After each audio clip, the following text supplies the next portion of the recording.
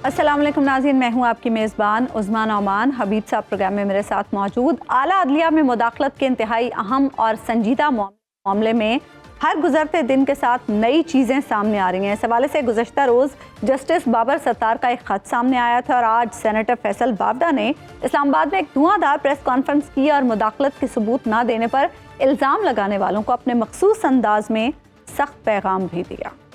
किसी पे इल्जाम लगाने से काम नहीं चलेगा। अब आपको तराजू में शवाहिद देने पड़ेंगे। इंटेलिजेंस इदारों का नाम लिया जा रहा है तो भाई शवाहिद देना, हम आपके साथ खड़े हैं। अगर लेजिस्लेटर किसी दूसरी दोहरी मुल्क का शहरियत नहीं रख सकता तो फिर जज दोहरी शहरियत के साथ कैसे बैठे हुए? आपके लिए शराब हलाल है, हमारे लिए शराब हराम है। कोई पगड़ी उछालेगा तो पगड़ी का फुटबॉल की पगड़ियों का फुटबॉल बनाएंगे। बदमाशी करेंगे, डबल बदमाशी करूंगा। हमारे इदारों को निशाना बनाना बंद करें। बेलें आप देते हैं, जेल आप देते हैं, सवाल हम उनसे करें। उसने कहा पर्दों के पीछे बैठ के बात ना करें, खुल के आगे बात कि वो दिन चले गए जब आप दो आइन और कानून के ठेकेदारों को मिला के सियासतदान और दीगर को उठाते बिठाते।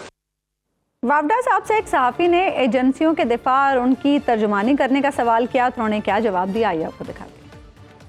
आपने भरपूर दिफा किया है इंटेलिजेंस एजेंसियों का जिनके ऊपर मुदाखलत का इल्जाम लगाया है, तो अभी आपने साथ में पगड़ियों फुटबॉल बनाने की धमकी भी दे दी है। ये धमकी आपकी तरफ से समझी जाए बतौर तर्जुमान या उनकी तरफ से समझी जाए? देखिए जी, अगर आप जो सवाल कर रहे हैं आपके साथ भी नाजायज होगा या जायज होगा, खड़े होंगे ना। मैंने तो आपको किसने कहा? मेरे वालिद साहब ने आपको आके कहा है कि मैं तर्जुमान हूँ किसी का। मैं तो एक सेनेटर हूँ, लेजिस्लेटर हूँ, कानून बनाता हूँ, कानून की तशरीह भी कराऊंगा, कानून को इम्प्लीमेंट भी कराऊंगा। मैंने तो किसी का आपको नहीं कहा। किसने आपको कह दिया कि मैं तर्जुमान हूँ? या आप उस तरह मुझे ले जाना चाह रहे हैं कि मैं तर्जुमानी कर रहा हूँ? ना मैंने कोई धमकी दी है। मैंने आपसे कहा आप मुझे गाली देंगे तो मैं आपको 2 गाली दूंगा। नून लीग के रहनुमा तलाल चौधरी ने भी आज प्रेस कॉन्फ्रेंस की और कहा कि 62-63 के फैसले वो कर रहे हैं जो खुद इन आर्टिकल्स पर पूरा नहीं उतरते। अगर जजेस मुदाखलत बर्दाश्त नहीं कर सकते तो वो इंसाफ भी नहीं कर सकते। जबकि गवर्नर सिंध कामरान टिसोरी ने अदलिया को मशवरा दिया कि वो ऐसे फैसले ना करें जिस पर बाद में उन्हें नजर सानी करना पड़े। बहरहाल सूरत हाल यह है कि 6 जजेस के खत के आने के बावजूद मुदाखलत की शिकायत आ रही हैं और इसके साथ साथ अदलिया पर दबाव भी बढ़ रहा है। क्या हुकूमत अदलिया से बराह रास्त महाज आराई पर उतर आई है? ये बज़ाहिर आज़ाद रहने वाली शख्सियात के ज़रिए जजेस को कोई मखसूस पैगाम दिया जा रहा है। प्रोग्राम में हम इस अहम मामले पर भी बात करेंगे। इसके अलावा बिलावल भुट्टो ने आज कौमी असम्बली में तकरीर करते हुए मुज़ाकरात की बात को दोहराया और तहरीक इंसाफ को मशवरा दिया कि वो इस मामले में पहल करे। बिलावल ने यह भी कहा कि पीटीआई एस्टैब्लिशमेंट के पांव पकड़कर उनसे ज़बरदस्ती मुदाखलत करवा रही है। पीटीआई ने पहले पंजाब को उस्मान बुज़दार का तोहफा दिया, अब खैबर पख्तूनख्वा को इसी किस्म का वज़ीर आला दिलवा दिया, जिस पर अपोजिशन ने शदीद एहतजाज किया। दूसरी तरफ बानी तहरीक इंसाफ इमरान खान की 2 मुकदमात में बरियत और अलकादे ट्रस्ट केस में दरखास्त मंजूर हुई है ज़मानत की। ये वही केस है जिसमें इमरान खान को गुज़श्ता साल 9 मई को गिरफ्तार किया गया था। क्या इमरान खान को मुख्तलिफ मुकदमात में मिलने वाले रिलीफ से हुकूमती इत्तेहाद परेशान है और वो जानबूझकर सूरत हाल को ख़राब कर रहा है? इन तमाम तर मामलात पर बात करेंगे। प्रोग्राम में हमें ज्वाइन कर रहे हैं पाकिस्तान तहरीक इंसाफ के सीनियर रहनुमा सलमान अकरम राजा साहब। सलमान अकरम राजा साहब, अलकादे ट्रस्ट केस में खान साहब की जो ज़मानत हुई है आज, ये फैसला कितना इम्पोर्टेंट है? आप क्या समझते हैं इस केस में ज़मानत के बाद उनकी जल्द रिहाई का कितना इम्कान है? जी, ये ज़ाहिर है बहुत अहम फैसला है बेल का और इससे कलई खुल गई है इस मुकदमे की। अदालत ने कहा है कि जो अभी तक तहकीक हुई है, तफ्तीश हुई है, उसकी बुनियाद पे कोई लिंक बज़ाहिर नज़र नहीं आता कि जो ज़मीन अलकादे ट्रस्ट को दी गई बतौर ट्रस्ट, जहाँ एक यूनिवर्सिटी तामीर हुई, यूनिवर्सिटी काम कर रही है, कल को अगर वो ट्रस्ट ख़त्म होता है तो ये ज़मीन, ये असासे इमरान खान साहब को नहीं जाएंगे, किसी और ट्रस्ट को चले जाएंगे जो इसी किस्म की यूनिवर्सिटी चलाता है या इस किस्म के काम करता है तालीमी नौइयत के। लिहाजा कोई लिंक जो है उन पैसों के दरमियान जो सुप्रीम कोर्ट के पास आए और जो अब हुकूमत पाकिस्तान को दे दिए गए हैं और इस ट्रस्ट को दी गई ज़मीन के दरमियान साबित नहीं होता, और ना हुकूमत पाकिस्तान को या रियासत पाकिस्तान को कोई नुकसान हुआ है, ना इमरान खान साहब को कोई फ़ायदा हुआ है। तो जो बुनियादी जुज़ होते हैं किसी जुर्म के, वही यहाँ नापैद हैं। ठीक। अच्छा सलमान अकरम राजा साहब, एक बात बताइएगा कि अभी इस वक्त जैसे बड़े अरसे बाद अदालत से कुछ रिलीफ मिला, پاکستان تحریک انصاف کو جیسے ریزرو سیٹس کے معاملے کے اوپر کہ کچھ اندازہ ہوتا ہے کہ شاید کہیں آپ کے ساتھ زیادتی ہوئی، اسی لیے انٹرم آرڈر آ گیا، اور اس کے بعد آج کا کیس بھی دیکھ لیجئے، اس میں ضمانت کا فیصلہ ہو گیا، اور بھی کچھ کیسز ہیں جن میں ایسے لگ رہا ہے، ایک کیس تو آپ ذات خود آرگیو کر رہے ہیں، عدت والا کیس، اس میں بھی ایسے لگ رہا ہے کہ جو آپ کی گفتگو ہے وہ زیادہ مدلل ہے۔ اب ظاہر ہے عدلیہ اس پہ عدالت نے فیصلہ کرنا ہے، لیکن ایٹ دا سیم ٹائم ہم دیکھ رہے ہیں کہ پولیٹیکل پریشر بڑھتا چلا جا رہا ہے۔ مطلب آج یکے بعد دیگرے پریس کانفرنسیں ہوتی ہیں، اور پھر بات ایسی کہ عدلیہ کے اوپر انگلیاں اٹھائی جاتی ہیں، اور بعض جگہ تو یہ بھی کہا جاتا ہے کہ شاید فیصلے واپس لینے پڑیں گے، نظر ثانی کرنی پڑے گی۔ کیا آپ کو لگتا ہے کہ اس وقت یہ دباؤ کام کرے گا؟ کیونکہ ماضی میں تو کیا تھا اس نے ایک دفعہ۔ دیکھیں یہ بڑی اہم صورتحال ہے، یہاں براہ راست ایک آپ کہہ لیجئے مکالمہ کہہ لوں گا، میں تصادم کا لفظ نہیں استعمال کرنا چاہتا، عدلیہ اور ریاست کے جو دیگر ادارے ہیں ان کے درمیان ہے۔ ادارے یا ریاست یہ چاہتی ہے کہ ایک جبر کا نظام، طاقت کا نظام قائم رہے۔ عدلیہ اس وقت کسی حد تک ہمیں یہ نظر آتا ہے کہ اب حق، قانون، آئین کے حوالے سے اٹھ کھڑی ہوئی ہے۔ جو پہلے ہوتا رہا، جس طرح ہم نے دیکھا بیلیں نہیں ہوئیں، دس ماہ لوگوں کی، خواتین کے خلاف پے در پے مقدمے بنائے گئے، ان کی بیل اپلیکیشنز کو 6 ماہ التوا میں ڈالا گیا، وہ ایک کمزوری کا دور تھا۔ لیکن اب یہ لگتا ہے کہ عدلیہ میں کچھ ایک احساس پیدا ہوا ہے کہ یہ کمزوری جو ہے ہمارے ادارے کی ساکھ کو ہی نہیں تباہ کرے گی، ہمارے ادارے کے وجود کو بے معنی بنا دے گی۔ تو کچھ ہمیں اب نظر آتا ہے ہر سطح پہ عدلیہ میں ایک عزم کہ ہم نے قانون اور آئین کے مطابق فیصلے کرنے ہیں اور دباؤ کا سامنا کرنا ہے اور دباؤ میں نہیں آنا۔ یہ بہت ہی خوشائند بات ہے، اگر ایسا ہو جائے تو ہمارا مستقبل، راجہ صاحب آپ کو عدالت کے، پاکستان کے عدالتی نظام کے سربراہ میں بھی نظر آتا ہے، کیونکہ ان کے اوپر آپ کی پارٹی کا بڑے متعین انداز میں چیف جسٹس صاحب کے اوپر آپ کی پارٹی کی طرف سے کہا جاتا ہے کہ آپ ان کے کیسز میں نہ بیٹھیں وغیرہ وغیرہ۔ تو کیا آپ سمجھتے ہیں کہ اب جو ہمارے چیف جسٹس ہیں وہاں پر بھی یہ عزم اتنا ہی توانا ہے جتنی آپ بات کریں؟ دیکھیں اس حوالے سے میں کچھ کہہ نہیں سکتا، لیکن دیکھیں جہاں تک بینچوں کی تشکیل کا تعلق ہے وہ تو اب ایک کمیٹی کرتی ہے، ہمیں نہیں پتا کہ اس کمیٹی میں کس رکن نے، جو 3 سینئر جج صاحبان ہوتے ہیں بشمول چیف جسٹس پاکستان، کیا رول پلے کیا، کس کی کیا رائے تھی۔ لیکن ہم نے ملٹری کورٹس کے حوالے سے بھی ایک استدعا کی ہوئی ہے کہ ایک بڑا بینچ تشکیل دیا جائے۔ جو 5 جج صاحبان کا فیصلہ تھا اس کے خلاف مناسب نہیں لگتا کہ 6 جج بیٹھ کر اپیل سنیں، ایک بڑا بینچ ہونا چاہیے۔ ماضی کے کچھ فیصلے بھی ہیں جن کو شاید دیکھنا پڑے، تو اب دیکھیں گے وہاں بینچ کیسے بنتا ہے۔ جو ریزروڈ سیٹس کا معاملہ تھا اس میں بینچ کی تشکیل جو ہے وہ بھی ہمیں لگا کہ ایک متناسب طریقے سے کی گئی ہے۔ تو اگر ایسا ہوتا رہے تو شاید ہم یہ گمان کر سکیں کہ ہر سطح پہ اور ایک وسیع پیمانے پہ تبدیلی آ رہی ہے، لیکن ابھی میں سمجھتا ہوں یہ کہنا قبل از وقت ہو۔ اچھا سلمان صاحب، جس طرح سے آج فیصل وابڈہ صاحب نے بھی پریس کانفرنس کی اور وہ تو باقاعدہ ثبوت مانگ رہے ہیں جج صاحب سے کہ مداخلت کے ثبوت دیں، تو کیا مداخلت کے معاملے کے حوالے سے جج صاحب کا کہا ہی کافی ہوتا ہے یا انہیں ثبوت بھی دینے پڑتے ہیں؟ دیکھیں یہ ایک بڑی آپ کہہ لیجئے ایسی بحث ہے جس کا کوئی انجام نہیں، اور اس کا مقصد صرف اور صرف یہ ہے کہ جو جبر اور مداخلت ہو رہی ہے اس کو جاری رکھا جائے۔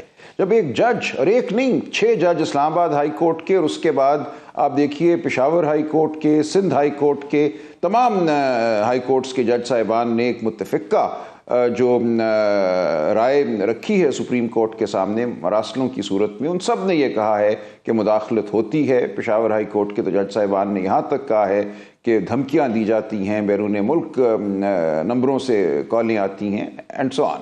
تو اس لیے اس بارے میں تو اب کوئی ابہام ہے ہی نہیں کہ ایک دباؤ کا جو نظام ہے وہ کام کرتا رہا ہے، جج صاحبان پہ دباؤ ڈالا جاتا رہا ہے، بہت سو نے، اکثریت نے، ہم امید کرتے ہیں اس کو سہا اور دباؤ میں نہیں آئے، لیکن بہرحال یہ بات بھی واضح ہے کہ بہت لوگ دباؤ میں آئے، اور یہ معاملہ تو ماضی سے چل رہا ہے نا بھٹو کیس کا۔ اب ہم نے طلال چودھری صاحب تو یہ کہہ رہے ہیں، سلمان اکرم راجہ صاحب، طلال چودھری صاحب تو یہ کہہ رہے ہیں جو جج دباؤ برداشت نہیں کر سکتا وہ فیصلے بھی نہیں کر سکتا۔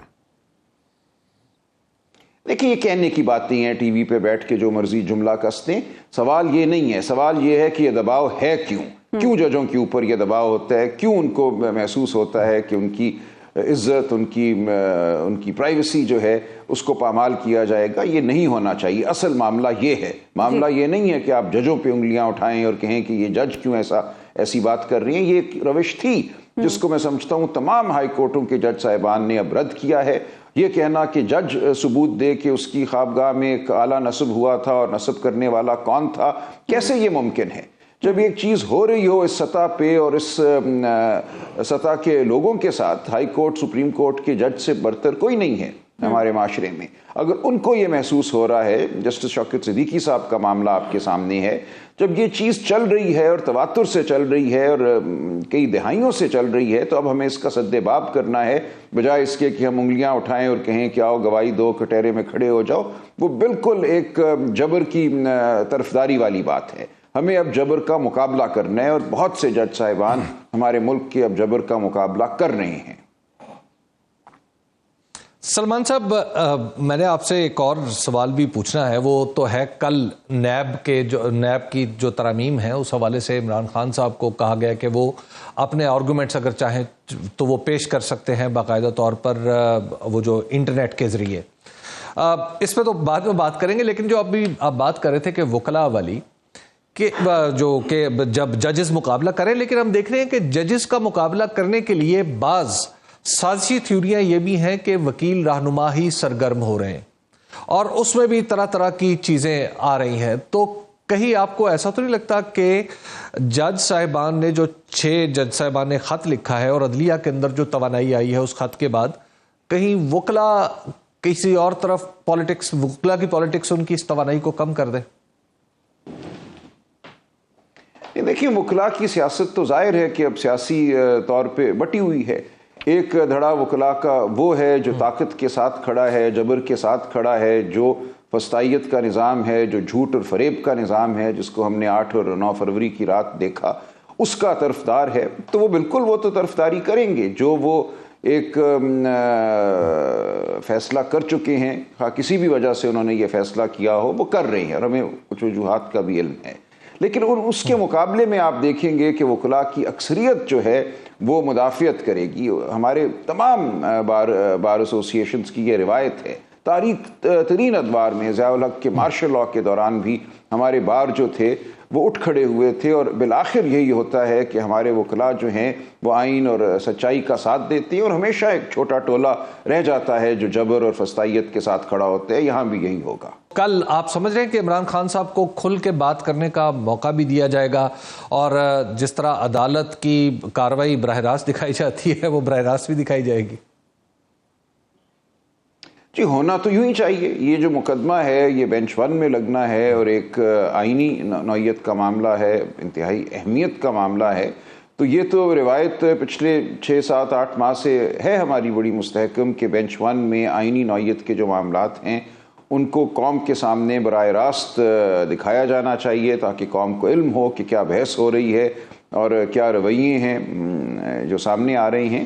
تو اگر کل ایسا نہیں ہوتا تو یہ ایک غیر معمولی بات ہوگی، ایسا نہیں ہونا چاہیے۔ جو ایک ریاستی حلقوں کی خواہش ہے کہ عمران خان صاحب کے چہرے کو، ان کی آواز کو معدوم کر دیا جائے، وہ ٹی وی پہ جو ایئر ویوز ہیں ان پہ نظر نہ آئیں، سنائی نہ دیں، تو اگر تو اسی روش کو جاری رکھنا ہے اور عدالتی جو کارروائی ہے اس نے بھی اسی روش کو جاری رکھنا ہے، تو یہ افسوس کا مقام ہوگا۔ لیکن ہم توقع کرتے ہیں کہ ان کو کھل کر بات کرنے کی اجازت دی جائے گی اور ان کی بات کو نشر بھی کیا جائے گا۔ اچھا سلمان صاحب، جس طرح سے ہم دیکھ رہے ہیں کہ پاکستان تحریک انصاف کو اور خاص طور پر عمران خان صاحب کو کیسز میں ریلیف مل رہا ہے، مستقبل کی سیاست کا انحصار ہم کہہ سکتے ہیں کہ اب عدلیہ پر ہے؟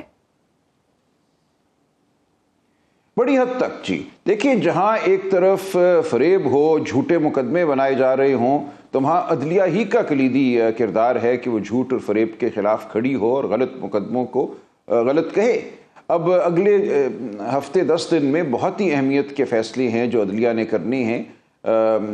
سائفر کیس میں بھی جو معاملہ ہے، اپیل جو ہے اس کا فیصلہ ہونا ہے، اس میں اگر بریت ہو جاتی ہے جس کی ہمیں توقع ہے، القادر میں بیل ہو گئی، اسی طرح عدت کا جو معاملہ ہے 23 تاریخ کو اس کا بھی فیصلہ ہونا ہے یا اس کے چند دن بعد۔ تو اگر یہ تمام فیصلے ہو جاتے ہیں، آج عمران خان صاحب کی بریت ہوئی ہے 25 مئی کے حوالے سے مقدمات سے، تو پھر کوئی مقدمہ رہ نہیں جائے گا ان کے خلاف جس میں ان کو جیل میں رکھا جا سکے، پھر نئے مقدمے بنیں گے وہ۔ لیکن اگر عدلیہ اسی طرح مستحکم رہے اور جو آئین اور قانون ہے اس کے مطابق کام کرے تو وہ مقدمے بھی بہت دیر تک نہیں چلیں گے یا بہت دور تک نہیں جائیں گے۔ سلمان اکرم راجہ صاحب، ایک اہم مسئلہ ہے الیکشن ٹریبونلز کا، اور بعض لوگ تو کہتے ہیں کہ لاہور ہائی کورٹ کے اوپر بھی دباؤ ہے کہ الیکشن ٹریبونلز کہ ان کی تشکیل جو ہے وہ خاص انداز سے کی جائے، یعنی یہ بات چل رہی ہے۔ تو اور اس طرف سے کچھ معاملات آگے بڑھے ہیں تو الیکشن کمیشن میں آ کر رک گئے ہیں۔ تو الیکشن ٹریبونلز کا جو معاملہ ہے وہ بھی پاکستان تحریک انصاف کے لیے ایک بہت ہی امپورٹنس رکھتا ہے، اور خود آپ کا معاملہ بھی کہ آپ کے بارے میں لاہور میں شاید ہی کوئی یہ ماننے کے لیے تیار ہو کہ آپ الیکشن نہیں جیتے، لیکن بہرحال اس دن لاہور میں ہی ایک شخص نے نہیں مانا، اور جو آرو تھا اس نے کہا کہ آپ الیکشن نہیں جیتے۔ تو اس معاملے کو اب آگے آپ جاتا ہوا کیسا دیکھ رہے ہیں؟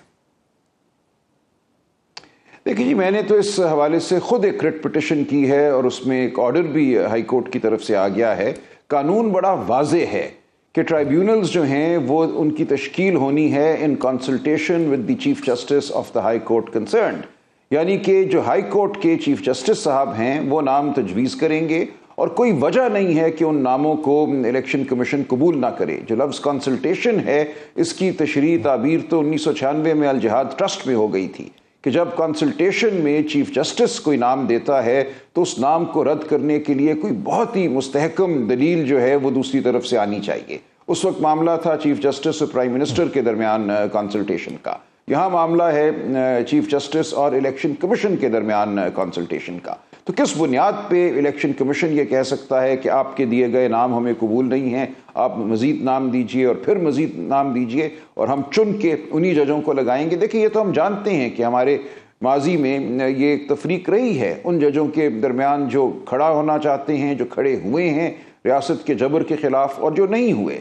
اگر آپ نے چن کے ایسے جج ڈھونڈنے ہیں جن کے بارے میں آپ کو یقین ہے کہ یہ جبر کے خلاف کھڑے نہیں ہوں گے، جو آپ چاہتے ہیں اسی قسم کے فیصلے دیں گے، تو پھر یہ ظاہر درست نہیں ہے۔ اگر chief justice Lahore high court اصرار کر رہے ہیں اور اپنی بات پہ کھڑے ہیں تو یہ بات ہمیں ماننا ہوگی۔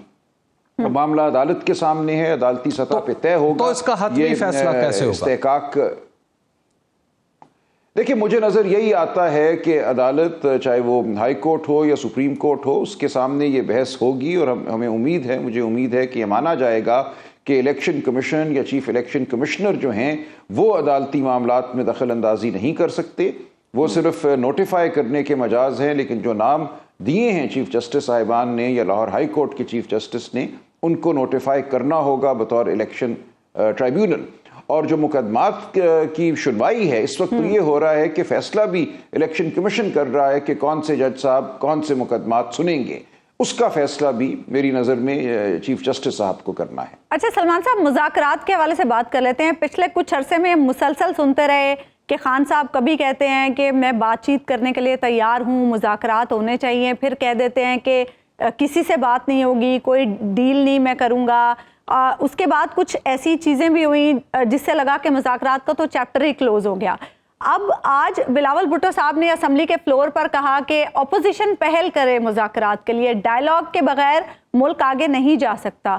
تو جس طرح سے ہم دیکھ رہے ہیں عدالتی معاملات میں خان صاحب کو ریلیف مل رہا ہے، اگر خان صاحب باہر آ جاتے ہیں تو کیا اس صورت میں بھی ڈائیلاگ ہوگا، بات چیت ہوگی؟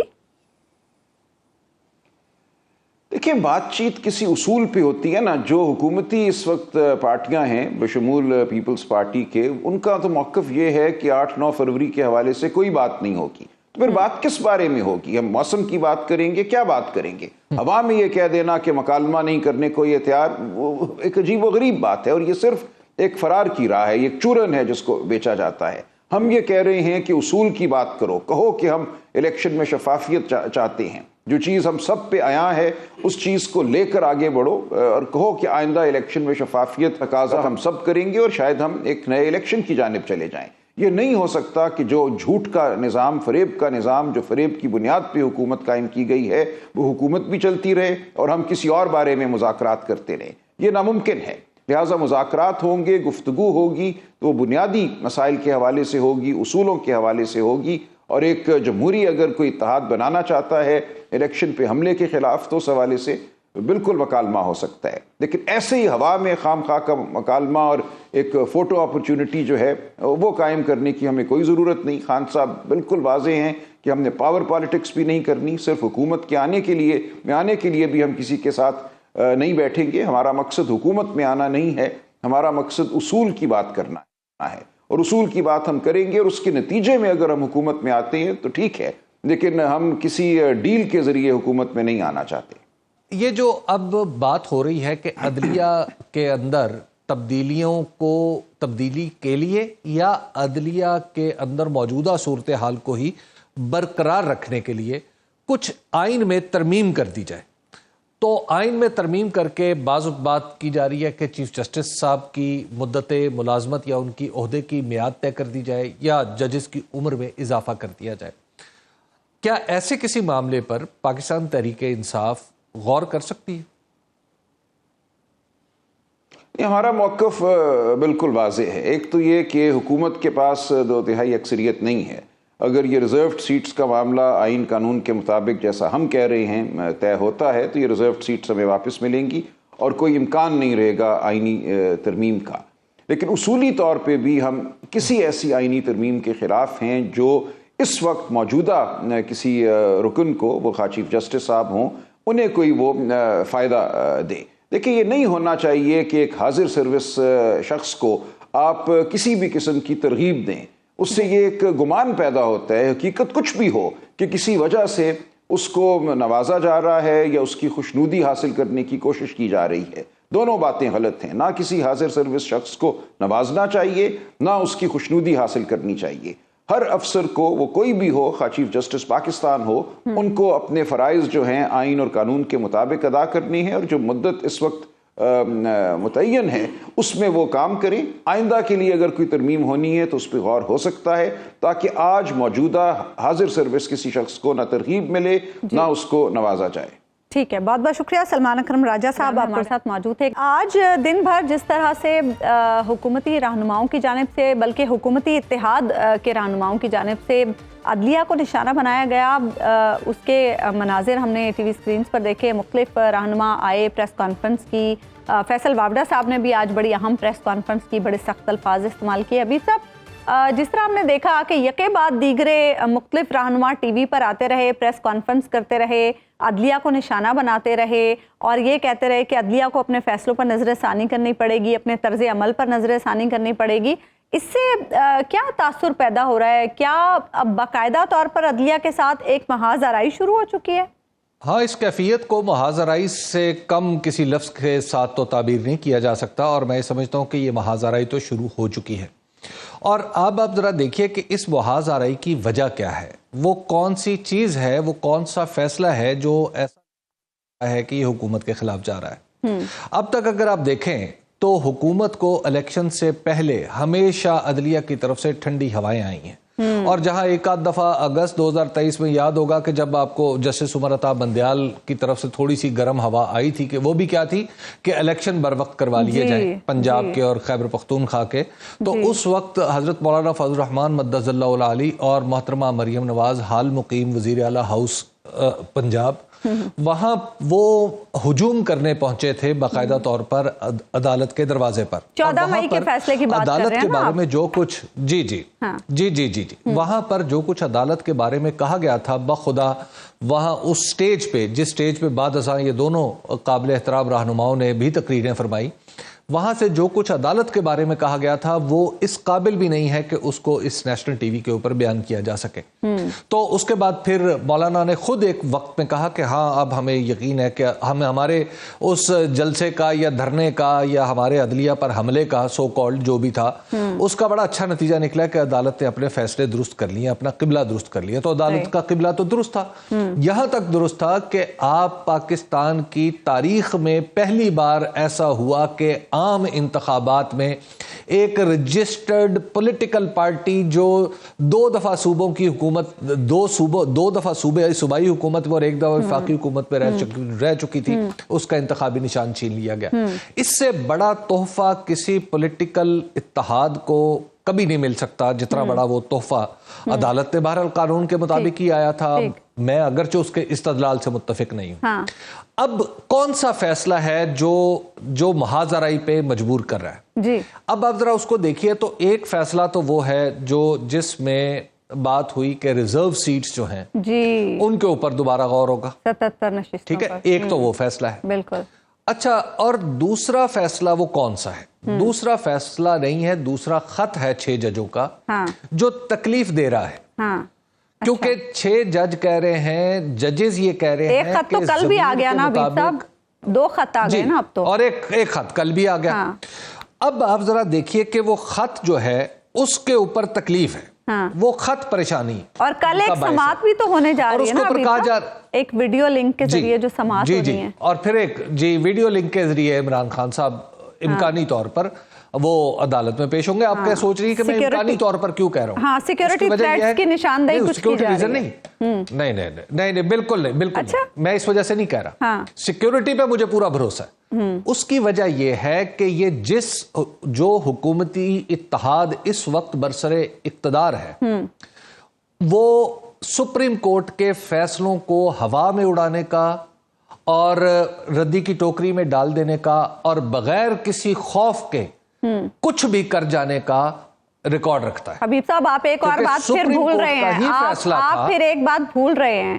اس وقت چیف جسٹس عمر عطا بندیال صاحب تھے, اب جسٹس قاضی فائز عیسیٰ صاحب ہیں.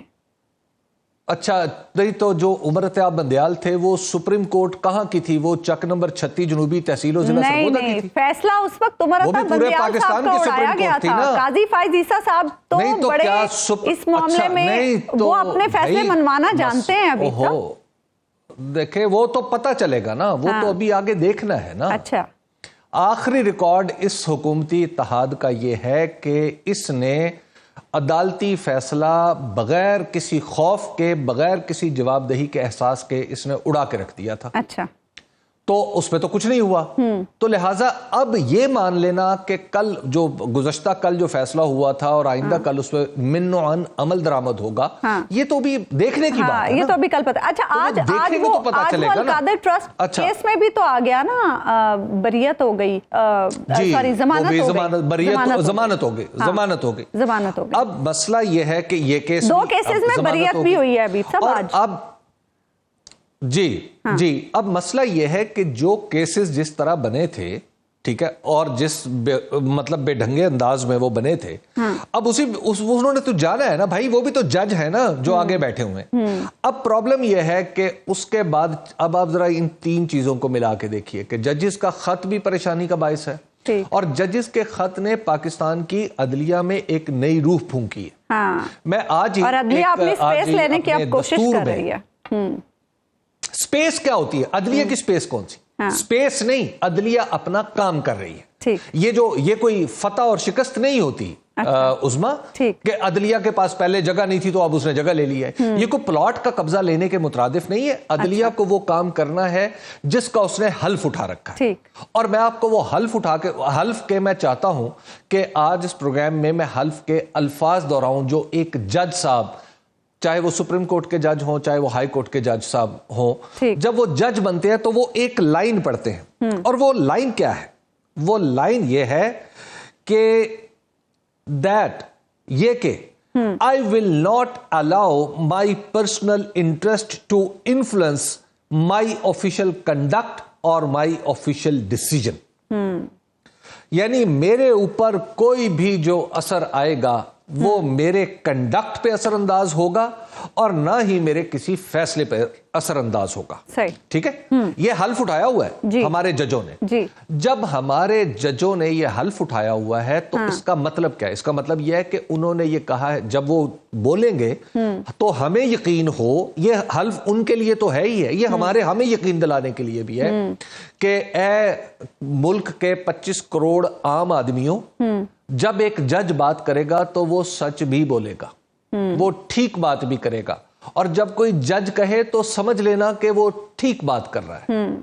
और पूरी दुनिया में अदलिया के जजेस के बारे में यही रिवायत है। तो फिर फैसल वावडा साहब क्यों सबूत मांग रहे हैं? फैसल वावडा साहब क्यों कह रहे हैं कि सबूत दें? अच्छा, फैसल वावडा साहब ने, मेरा ख्याल ये है कि उन्होंने ये हल्फ, जजेस का हल्फ जो है ना, वो पढ़ा ही नहीं है। अच्छा, जजेस का जो हल्फ उठाया हुआ है जजेस ने, उसके साथ एक चीज होती है असम्पशन ऑफ ट्रूथ, कि जनाब उन्होंने, जज जो कहेगा उसके साथ हम समझेंगे कि वो सच बोल रहा है। वरना मिसाल के तौर पे जिस तरह वाडा साहब सबूत मांग रहे हैं कि जनाब मुदाखलत के सबूत दें, इसका मतलब है कि कल को अगर आपके मेरे दरमियान मुकदमा हो, हम एक जज साहब के सामने जाएं, जज साहब मेरे खिलाफ फैसला सुना दें, ठीक है, मैं कहूं जी आप जज साहब पहले तो इस बात की गवाही लेके आए कि मैं अदालत में पेश भी हुआ था।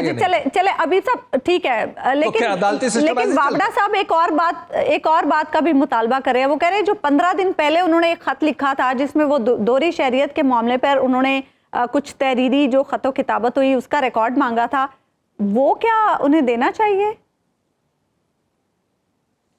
देखिए, एक तो ये है कि वो रिकॉर्ड नहीं, लेकिन उस सवाल का जवाब जरूर देना चाहिए। ठीक है, रिकॉर्ड दें या ना दें, उसकी वजह है कि जज साहब ने, हो सकता है एक जज साहब ने दूसरे जज साहब को, और in this case justice Babar Sattar ने जस्टिस अतर मिनल्ला को, जो उस वक्त चीफ जस्टिस थे, उन्हें हो सकता है ये बात बताई हो कि जनाब मेरे पास परमानेंट रेजिडेंस है, दोहरी शरीयत की तो कहानी भी नहीं है। तो वो जो परमानेंट रेजिडेंस है वो अगर उन्होंने बता दी है, ज़बानी बता दी है, और जाहिर है जज के ऊपर ये कदगन भी नहीं है कि उसके पास परमानेंट रेजिडेंस ना हो, तो जब ये कदगन भी नहीं है तो मेरा ख्याल है जो भी सूरत हाल है, मिसाल के तौर पे ये यानी इस बात का फैसल वाडा साहब को जवाब मिलना चाहिए, और हम सब भी जानना चाहते हैं, हर बंदा जानना चाहता है कि हमारे जज साहब के पास, किसी भी जज साहब के पास अगर खुदा न खास्ता कोई दोहरी शरीयत है तो वो कौन सी है, हमें पता तो होना चाहिए ना। हाँ। अच्छा हबीब साहब, फैसल वावडा साहब तो चले, वो तो कह रहे हैं कि मुदाखलत के सबूत दिए जाए। कामरान टिसोरी साहब तो फैसलों पे बात कर रहे हैं। कामरान टिसोरी साहब तो कह रहे हैं जिस तरह के फैसले आ रहे हैं उससे आवाम परेशान हो रही है, और सुबह शाम अगर फैसले बदले जाएंगे तो इस तरह से मुल्क कैसे चलेगा क्या? और वो तो ये भी कह रहे हैं अदलिया अपने फैसले पे, आज के स्पेसिफिक फैसले के हवाले से वो कह रहे हैं नजरसानी की जाए इस फैसले पर, तो वो तो अदलिया के फैसलों पर ही सवाल उठा रहे हैं। हमारे बचपन में एक रेडियो हुआ करते थे, जब बहुत हम छोटे थे तो उस वक्त वो रेडियो थे ट्यूब, उसके अंदर, उसे ट्यूब वाला रेडियो कहते थे, बड़ा बड़ा साइज होता था, और उसके लिए बाज़ औक़ात एंटेना लगाना पड़ता था रेडियो के लिए। हाँ जी। और जब हम थोड़े बड़े हुए तो फिर ट्रांजिस्टर रेडियो आना शुरू हो गए और वो छोटे हो गए। तो इन दोनों रेडियोज में ना एक प्रॉब्लम हुआ करता था, होता ये था कि बाज़ औक़ात एक जगह जहां आप ट्यून इन करना शुरू चाहते थे कि मैं मौसीकी सुन लूं या खबरें सुन लूं या बीबीसी सुन लूं या कोई और चैनल सुन लूं रेडियो का, तो बाज़ औक़ात ऐसा होता था कि एक ही बैंड पे 2 चैनलों की आवाजें आना शुरू हो जाती थी। अच्छा, उसमें पता ही नहीं चलता था कि कौन क्या कह रहा है। अच्छा, ठीक है, असल मतलब क्या है। अच्छा, लफ्ज समझ में आ रहे होते थे, ये समझ नहीं आ रहा होता था कि मतलब क्या है। ठीक है, मिसाल के तौर पे कहीं एक खबरें चल रही हैं तो साथ ही कोई किसी हकीम साहब ने अपनी हजाकत का सबूत देना शुरू कर दिया है। अच्छा। और किसी तीसरे स्टेशन पे कोई गाना चल रहा है, तो इस तरह की कैफियत होती थी, और उस पे आप जानती है बड़े लतीफे भी बने होते थे। खैर, तो अब मसला ये है कि ये एक ही बैंड पे 2 आवाजें आना शुरू हो गई। अच्छा, एक है फैसल वावडा साहब और कामरान टिसोरी साहब की बात करें। अच्छा, और कामरान टिसोरी साहब, ये एक ही बैंड पे बजने वाले स्टेशन है। अच्छा, ठीक है ना। ठीक है। तो अब समझ नहीं आ रही दोनों की कि मुद्दा क्या है, कौन सी ऐसी स्पेसिफिक चीज है जो परेशान किए हुए। ठीक है ना, वो तो आपने शुरू में बता दी थी। वो जी, आपने गुफ्तगू के आगाज में हुकूमत को परेशान किए हुए, इन दोनों को तो इन दोनों को भी वही चीजें परेशान कर रही होंगी। क्या चीज परेशान किए हुए हैं।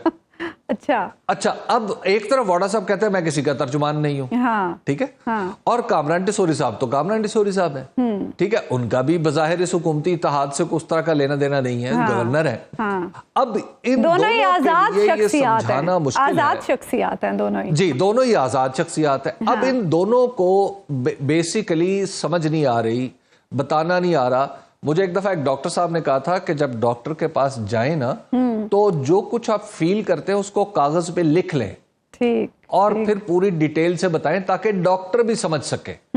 ठीक है, यहां प्रॉब्लम यह है कि दर्द तो हो रहा है, इन दोनों की बातों से लग रहा है कि इन दोनों को दर्द तो इनके दिल में ज़ाहिर मुल्क को कौम का बहुत ज्यादा है, लेकिन ये समझ नहीं आ रहा कि इस वक्त दर्द की वजह क्या है। पाकिस्तान के कौमी मंजरनामे पर प्रॉपर्टी लीक्स की गूंज है। दुबई में दुनिया भर की अशराफिया की तकरीबन 400 अरब डॉलर की जायदादों का इंकशाफ हुआ है। सहाफ़ियों की आलमी तंजीम organised crime and corruption reporting project की जानिब से दुबई अनलॉक के उन्वान से मंजर आम पर आने वाली रिपोर्ट में 17,000 पाकिस्तानियों की 11 अरब डॉलर की 23,000 जायदादों का इंकशाफ हुआ है। जायदादें खरीदने में पाकिस्तानियों का दूसरा नंबर है, जबकि पहले नंबर पर भारत है। प्रॉपर्टी लीक्स में सदर आसिफ अली जरदारी के तीनों बच्चों के अलावा परवेज मुशर्रफ, हुसैन नवाज, मोहसिन नकवी की अहलिया, सेनेटर फैसल वावडा, शेर अफजल मरवत समेत कई अहम शख्सियात और रिटायर्ड अफसरान के नाम भी शामिल हैं। हबीब साहब, सवाल ये है कि इस स्कैंडल में कितना दम है? क्या इसके असरात पनामा लीक्स जैसे होंगे?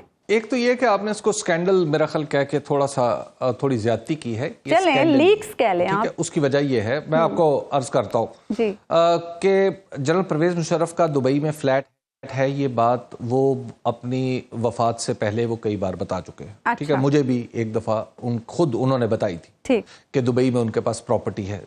अच्छा, उसके बाद जब जो सदर आसिफ अली जरदारी और उनका खानदान बिलावल भुट्टो जरदारी साहब हैं, और जो हमारे जो मोहतरमा बेनज़ीर भुट्टो साहिबा जब वहाँ हुआ करती थी, तो बिलावल भुट्टो जरदारी साहब वहाँ पे पले बड़े, आसिफा भुट्टो जरदारी साहिबा, बख्तावर भुट्टो जरदारी साहिबा ये भी वहीं पे पली बड़ी, तो इनका वहाँ पर रहना समझ में आता है। ठीक है, और वहां पे ये भी बिल्कुल नोन फैक्ट है कि वहां पे आसिफ अली जरदारी साहब के खानदान के पास प्लॉट, वो जो भी ये असासे जायदादें हैं। ठीक। अच्छा, हुसैन नवाज साहब का भी समझ आता है कि वो भी एक जलावतनी का टाइम उन्होंने गुजारा है, तो वहां पे उनके पास भी, और बिलखुसूस नवाज शरीफ साहब ना अहल भी उसी केस में हुए थे, जो मुत्तहिदा अरब अमारात की एक कंपनी। कुछ और लोगों के भी तो नाम है ना हबीब साहब, उनकी तरफ भी आए।